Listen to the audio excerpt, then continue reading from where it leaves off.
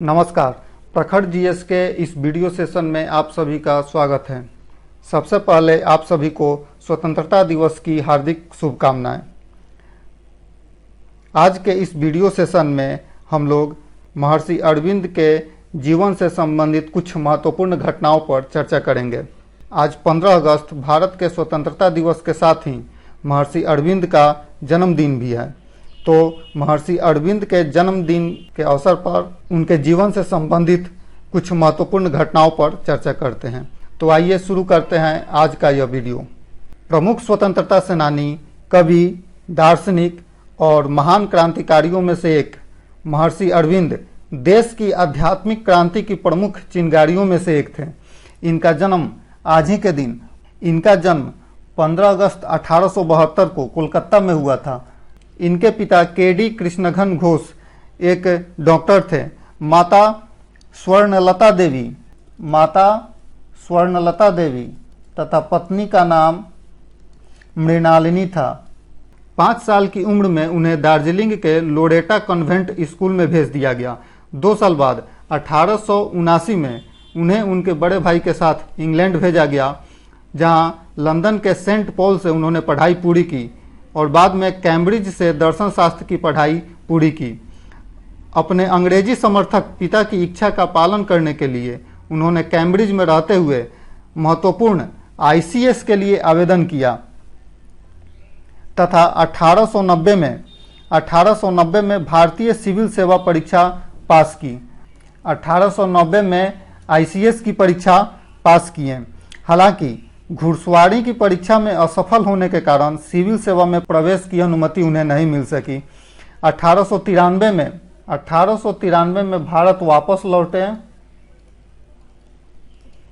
और बड़ौदा के राजकीय विद्यालय में उप प्रधानाचार्य बने, जहां उन्हें 750 रुपया वेतन मिलता था। उनके ज्ञान तथा विचारों से प्रभावित होकर गायकवाड़ नरेश ने उन्हें बड़ौदा में अपना निजी सचिव बना लिया।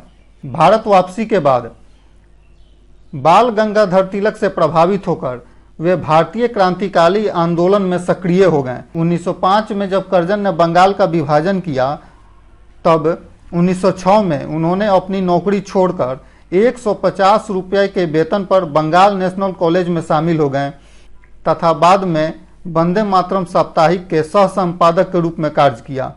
इसी समय अन्यायी कांग्रेस सरकार का जोरदार आलोचना करने के कारण उन पर मामला दर्ज हुआ तथा जेल भेजे गए, लेकिन पुनः छूट गए। उनके प्रभावशाली लेख और भाषणों ने उनको स्वदेशी, स्वराज और भारत के लिए विदेशी सामानों के बहिष्कार के संदेश को फैलाने में मदद किया। 1908 का अलीपुर बम केस अरविंद घोष के जीवन में एक महत्वपूर्ण मोड़ साबित हुआ, जब उन पर राजद्रोह का मुकदमा चला और उन्हें जेल की सजा हुई। अलीपुर सेंट्रल जेल के एकांत कारावास में एक गंदे सेल में उन्होंने अपने भविष्य का सपना देखा। जेल की कोठरी में उनका ज़्यादा समय साधना और तप में व्यतीत होने लगा। वे गीता पाठ करते और श्री कृष्ण की आराधना करते थे। ऐसा माना जाता है कि जेल में ही साधना के दौरान उन्हें भगवान श्री कृष्ण के दर्शन हुए।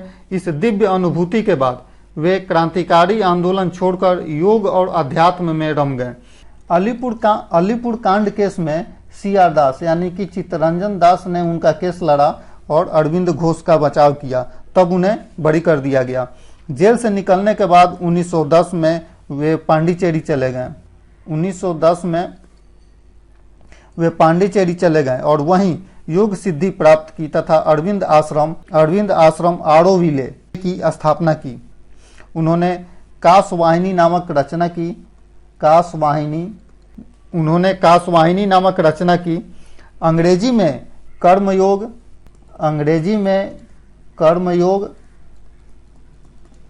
तथा बंगला में धर्म नामक पत्रिका का संपादन किया। महर्षि अरविंद महान योगी और दार्शनिक थे। उनका पूरे विश्व में दर्शन शास्त्र पर बहुत ही मजबूत पकड़ रहा। उन्होंने डार्विन के विकासवाद के सिद्धांत के आगे चेतना के विकास को समझाया। वेद और पुराण पर आधारित महर्षि अरविंद के विकासवादी सिद्धांत की उस समय पूरे यूरोप में धूम मची थी। उनकी प्रमुख कृतियां लेटर्स ऑन योगा, उनकी प्रमुख कृतियां हैं काव्य कृति सावित्री, योग समन्वय, दिव्य जीवन, फ्यूचर पोएट्री और द मदर। भारतीय संस्कृति के बारे में महर्षि अरविंद ने फाउंडेशन ऑफ इंडियन कल्चर तथा a defence on Indian culture नामक प्रसिद्ध पुस्तकों की रचना की। फाउंडेशन ऑफ इंडियन कल्चर तथा a defence of Indian culture, a defence of Indian culture नामक प्रसिद्ध पुस्तकों की रचना की। उनकी कृति लाइफ डिवाइन की गणना विश्व की महान कृतियों में होती है। 1914 में उनकी मुलाकात मीरा नामक एक फ्रांसीसी महिला से होती है, जिन्हें उन्होंने अपने आश्रम के संचालन का पूरा कार्यभार सौंप दिया तथा स्वयं तपस्या तथा साधना में लीन रहने लगे। 5 दिसंबर 1950 को महर्षि अरविंद ब्रह्मलीन हो गए।